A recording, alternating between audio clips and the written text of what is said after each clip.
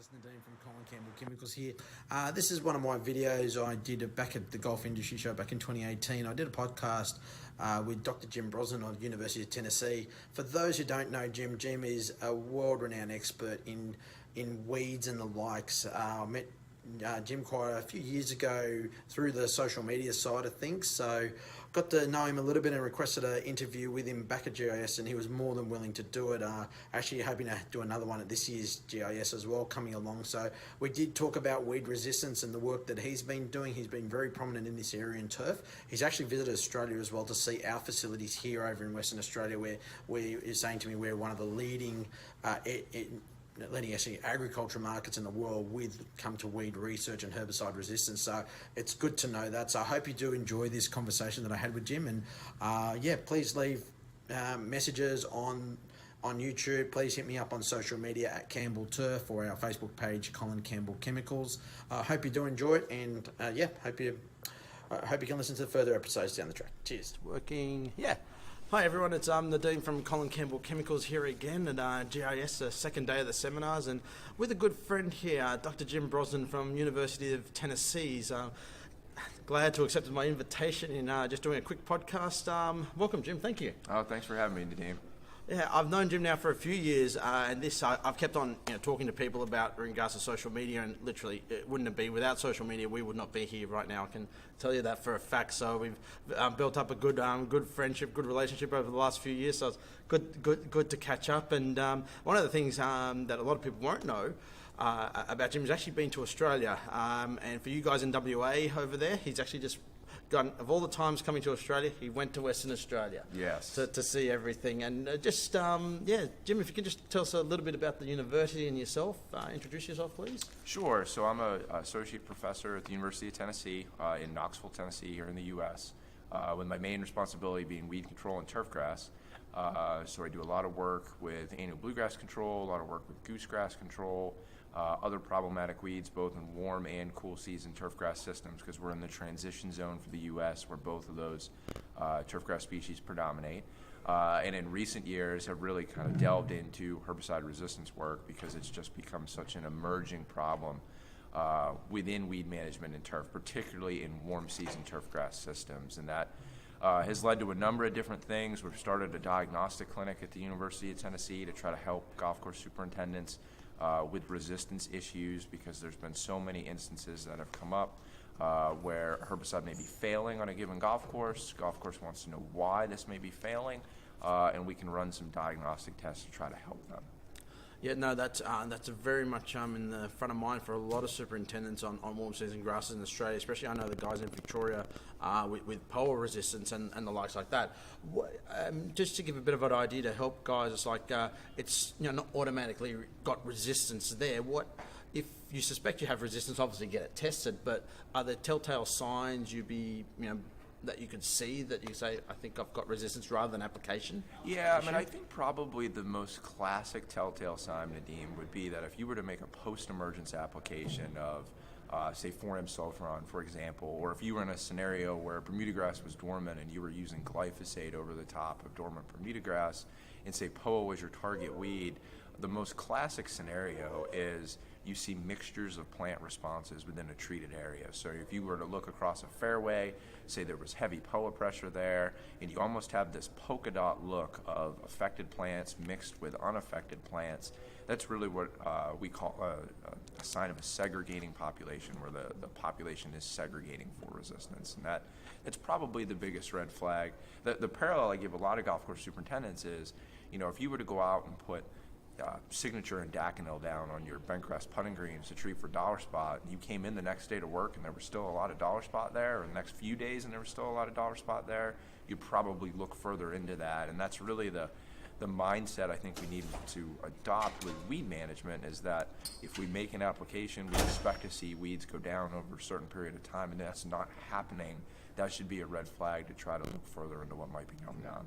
So what do you suggest in terms of being able, if you suspect you've got resistance or you've got it documented as resistance, obviously rotating the modes of action is key, but would you tank mix different herbicides, or is it timing with certain modes of action?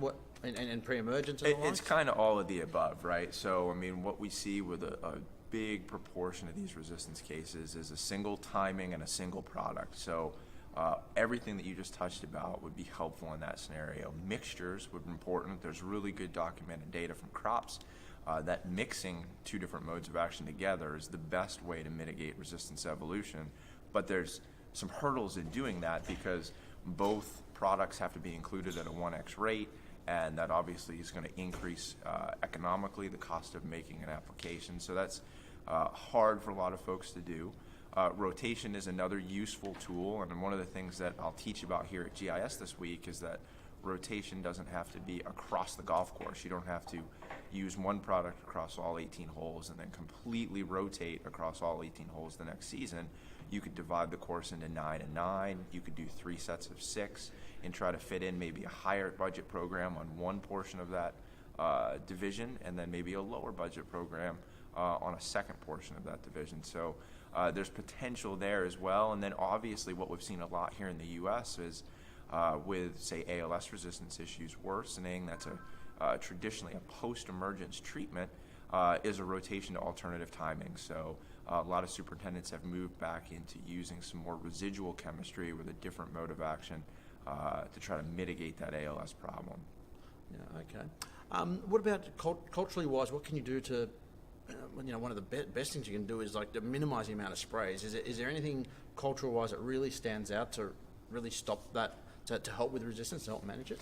Yeah, I mean, I think with that conversation, it comes down to just best practices with using the technology that's available. So, obviously, if you're using a pre-emergence product, you want to be sure that you're applying before POA has emerged from soil, and that it really could even involve some scouting. We think about emergence of juvenile plants within a Bermuda grass canopy. You might have a hard time seeing those plants above that Bermuda grass canopy, but if they're present in a small stage and you use a pre-emergence chemistry, that certainly is going to hinder efficacy. And then, when we think about cultural management of POA, that's a pretty difficult nut to crack because the species in a whole is so adaptive. So, there's some generalities that can be made about liking wet soils and maybe persisting in more shady environments, but I think that that's more of a conversation about optimizing Bermuda grass management to be more competitive against annual bluegrass than it is discouraging the growth of annual bluegrass itself. And just one more thing on resistance. You've obviously found resistance to POA. What other weeds have you found resistance to? Is there anything else? So our group has worked with POA resistance, and we've worked with goosegrass resistance. Which is our crow's foot by everyone knows in Australia. Thank you very much. The sedge species are probably where we see resistance now evolving with a lot of concern in turf. Dr. Pat McCullough at the University of Georgia first documented ALS resistance in annual sedge. And we have in cropping systems now ALS resistance in yellow nutsedge. So certainly that's an area of worry for many, given the propensity of ALS chemistry used to treat those species in warm season turf. We've started to see resistance in broadleaf species. Dr. Aaron Patton at Purdue and Dr. Sean Askew at Virginia Tech, both documenting 2,4-D resistance in buckhorn plantain, Plantago lanceolata. And I believe Dr. McCullough at Georgia also has been documenting metsulfuron resistance within spurge in Georgia. So not a POA-only issue by any stretch. And one last thing, just wanted to finish off for one innovative thing you did last year was a POA Field Day. Yeah. For those, I did push it out on social media quite a bit. It was a Facebook Live event, quite successful, and you're planning another one. Yeah, so the hope is it'll be a similar timing. I actually have a meeting here at GIS to finalize the details in the next day or two, but we'll be shooting for late March on social media. It will be promoted as #POA Day.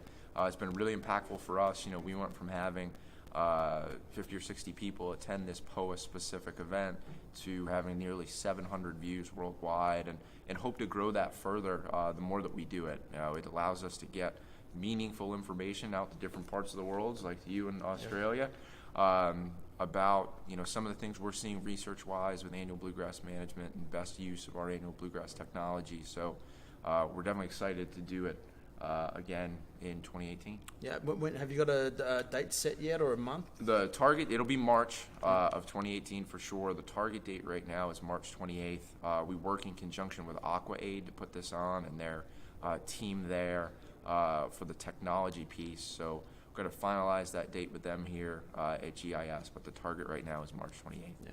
And by all means, everyone watching this, I will be, not sure whether this interview will go up before or after that, but I will definitely be pushing that out, and there'll be obviously offline. People can watch it for, forever to be online. Yeah, it'll be archived through Facebook, and for those that don't have a Facebook account, it'll also be available through Vimeo, so you could watch that at any time. All right, Jim, I'd like to thank you for your time. I really do appreciate it. Thank you, sir. Thank you very much. Appreciate it. I hope to see you out in Australia sooner rather than later, and if it is, I'll definitely love to give you a tour of my home country and my home city, Sydney, and Great. wherever else. Great. So thank you Awesome. very much. Thank you.